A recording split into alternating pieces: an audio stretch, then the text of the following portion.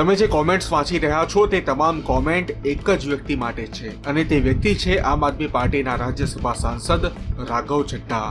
તેમણે સંસદમાં રજૂઆત કરી હતી કે 28 દિવસના પ્રમાણે જો ટેલિકોમ કંપનીઝ રિચાર્જના રૂપિયા વસૂલ કરતી હોય તો ગ્રાહકને 1 મહિના પ્રમાણે 12 મહિનામાં કુલ 13 વખત રિચાર્જ કરાવવું પડે. તેમણે માંગ કરી હતી કે રિચાર્જના રૂપિયા 30-31 દિવસ પ્રમાણે જ વસૂલવામાં આવે, સાથે જ બચેલો ડેટા બીજા દિવસે કેરી ફોરવર્ડ કરવામાં આવે. એટલું જ નહીં, રિચાર્જ પૂર્ણ થવા પર ઇનકમિંગ કોલ્સ બંધ કરવા જેવી બાબતો પર ધ્યાન આપવા માટે તેમણે રજૂઆત કરી હતી. સંસદમાં તેમના આ સવાલોથી યુવા વર્ગ ખૂબ જ પ્રભાવિત થયો. રાઘવ ચડ્ઢાને ભવિષ્યના વડાપ્રધાન તરીકે જોવા લાગ્યો. પરંતુ આ તમામ વચ્ચે સમાચાર સામે આવ્યા કે આમ આદમી પાર્ટીએ રાઘવ ચડ્ઢાને પાર્ટીના રાજ્યસભા ડેપ્યુટી લીડર પદ પરથી હટાવ્યા છે. આ બાબતને લઈને દિલ્હીના પૂર્વ મુખ્યમંત્રી અને આમ આદમી પાર્ટીના નેતા આતિશીનું શું કહેવું છે તે સાંભળો. आज इलेक्शन कमीशन का मिसयूज हो रहा है, लेकिन जब तृणमूल कांग्रेस और पूरी ऑपोजिशन इलेक्शन कमीशन के खिलाफ इम्पीचमेंट मोशन लेकर आती है तो आप उस पर साइन करने से मना कर देते हैं.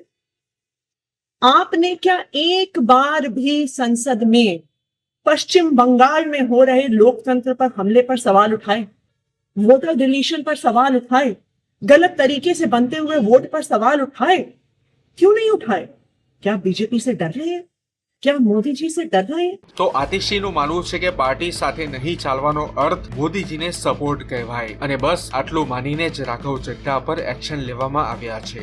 માની લઈએ કે રાઘવ ચડ્ઢા વડાપ્રધાન નરેન્દ્ર મોદીને સપોર્ટ કરતા પણ હોઈ શકે, પરંતુ શું રાઘવ ચડ્ઢાએ આમ આદમી પાર્ટીમાંથી રાજીનામું આપ્યું? શું તેઓ ભાજપમાં જોડાયા? અહીં તો બસ માત્ર ધારણાઓ બનાવીને તેમને પદ પરથી હટાવી દેવામાં આવ્યા, એ પણ એમ માનીને કે રાઘવ ચડ્ઢા વડાપ્રધાન નરેન્દ્ર મોદીથી ડરે છે. જો હકીકતમાં આતિશીના દાવાઓમાં સત્ય હોય તો તેમણે રાઘવ ચડ્ઢાને એમ કેમ ના કહ્યું કે અમે તમારા સાથે ઉભા છીએ, તમને કશું નહીં થવા દઈએ? અને જો ખરેખર પાર્ટી સાથે નહીં ચાલવાનો અર્થ વડાપ્રધાન નરેન્દ્ર મોદીને સપોર્ટ જ કહેવાય તો ભૂતપૂર્વ કેન્દ્રીય મંત્રી અને દિગ્ગજ નેતા સુબ્રમણ્યમ સ્વામીએ તો જાહેરમાં અનેક વખત ભાજપની નીતિઓને વખોડી છે, છતાં તેઓ ભાજપમાં છે. તો શું સુબ્રમણ્યમ સ્વામીના ભાજપમાં હોવાથી એમ માની લેવામાં આવશે કે તેઓ વડાપ્રધાન નરેન્દ્ર મોદીના સમર્થક છે? આ પ્રશ્ન એટલા માટે ઉઠાવવામાં આવ્યો કારણ કે પક્ષ એક વિચારધારા સાથે જોડાયેલો હોય છે. ખેર, એટલું જરૂર કહેજો મિત્રો કે રાઘવ ચડ્ઢાને રાજ્યસભાના આમ આદમી પાર્ટીના ડેપ્યુટી લીડર પદ પરથી હટાવવાનું જે કારણ બતાવવામાં આવ્યું, શું તેના પર તમને વિશ્વાસ છે કે પછી સત્ય કંઈક અલગ છે? કદાચ સત્ય એ તો નથી ને કે રાઘવ ચડ્ઢાનું કદ આમ આદમી પાર્ટીના અન્ય નેતાઓ કરતા વધ્યું હતું, કેમ કે યુથ રાઘવ ચડ્ઢાને ઝેન્ઝી લીડર તરીકે જોઈ રહ્યો છે.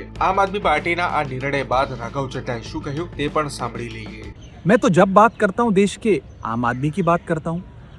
एयरपोर्ट पर मिल रहे महंगे खाने की बात रखी, जोमेटो ब्लिंकिट के डिलीवरी राइडर्स की प्रॉब्लम रखी, खाने में मिलावट का मुद्दा उठाया, टोल प्लाजा लूट से लेकर बैंक चार्जेस लूट की बात करी, यहाँ तक कि मिडिल क्लास पे टैक्स के बोझ से लेकर कंटेंट क्रिएटर्स पर स्ट्राइक क्यों करी जाती है, टेलीकॉम कंपनियां कैसे 12 महीने में 13 बार हमसे रिचार्ज कराती हैं, डेटा रोल ओवर नहीं देती हैं, रिचार्ज खत्म होने के बाद इनकमिंग रोक देती है, तमाम इश्यूज मैंने सदन में उठाए.